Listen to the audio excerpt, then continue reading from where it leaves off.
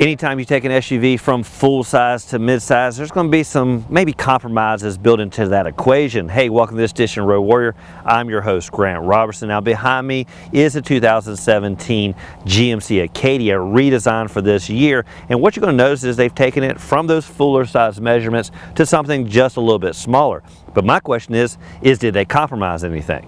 One compromise you'll see right off the bat is on the outside, and heck, it's not a bad one. No longer does it look minivan-esque, but instead kind of more like an SUV. Now on the outside, this is kind of what the industry is doing. Really tight lines. The Durango went through this evolution. Really no more haunches here. Everything nice and tight to the body. Now they didn't go true SUV here because really the platforms feels more like a sedan. So when you're on the inside, not real rugged, but really car-like.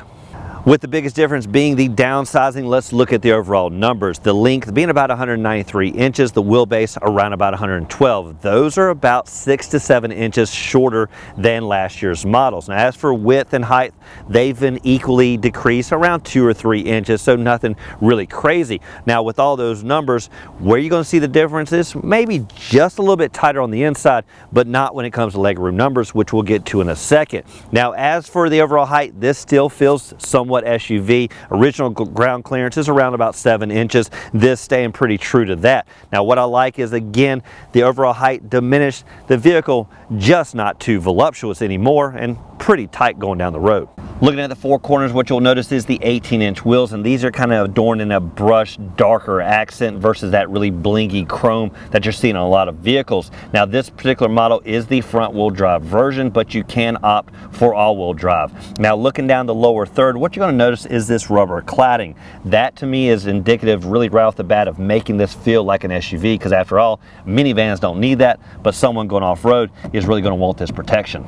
With the overall downsizing and even 700 pounds of trimming on this vehicle, one thing you want to look at is the engine on the hood. Now what you'll see is a little bit of downsizing here. The V6 is still available, but what is here is the 2.5 liter inline 4-cylinder. Now it delivers decent horsepower, around about 193 horses and 188 foot-pounds of torque. It also delivers decent fuel economy, between 21 to 26 miles per gallon. Now what does that equate to behind the wheel? Well, a decent boot scoot and boogie and a little bit more whine than you may be used to.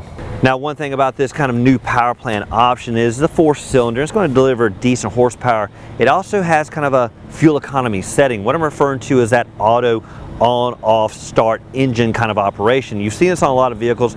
Pretty much when you get to a stoplight, it's going to turn the engine off. When you press on the gas, it's going to crank right back up. That's supposed to help you a little bit more with fuel efficiency. On a lot of vehicles, you can override that and turn it off.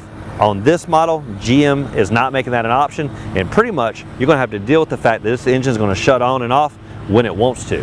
At the back of any vehicle is really the business end I talk about all the time. Now first thing we'll look at is safety. Now I like the fact that we always have a nice big glass, and we're going with the old traditional placement for the windshield wiper. Now bigger SUVs are dropping from the top. Now one thing you're not going to notice is really any sport back here. Have a modest kind of a placement for the antenna, no shark fin there. A little bit of spoiler built in, but it doesn't protrude out, and there is no pop-up glass. One thing I've always talked about, let's go back to a glass that pops up, allowing that cargo to really go outside the vehicle when you need it to. Now as you sweep down, really back bumpers are gone. There is no protrusion back here. Really tight lines. It's going to still give you decent safety. Now one thing about backup safety is there is a backup camera.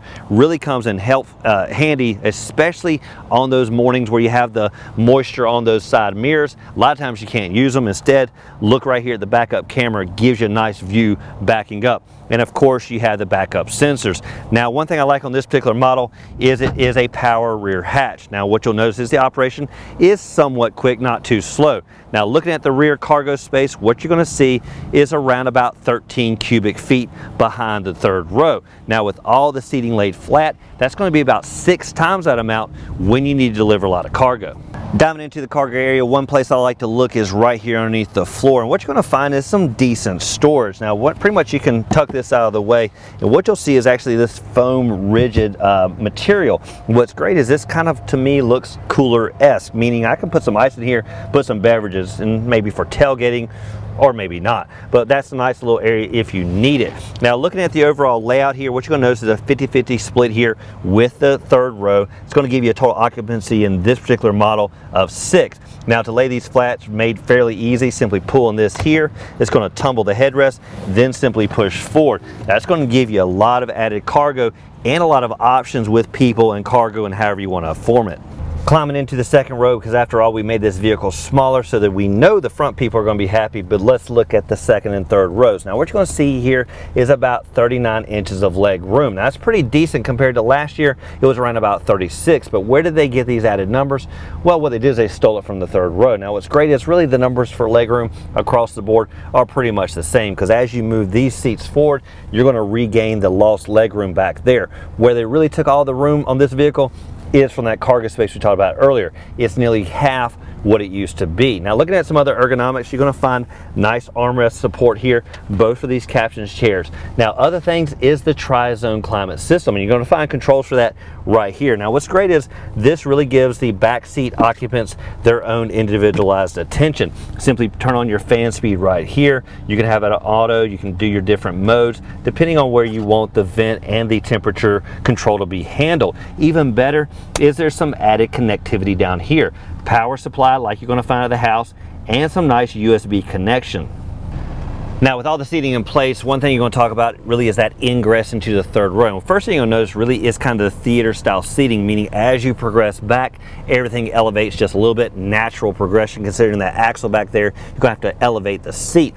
Now one thing is about the operation here of this seat. You got a couple of options. First is the handle here. That's going to tumble it forward and provide the kind of cargo flooring we talked about that really can invade this area. The other option really comes down to getting access to the third row. Where you find that is this big handle here. Simply pull this here. It's going to half tumble, then easily slide out of the way. That's going to make it nice and simple for your occupant to kind of come through here. Now I'm a big fan that pretty much you have the captain chairs here, so even easier is really go right down the middle.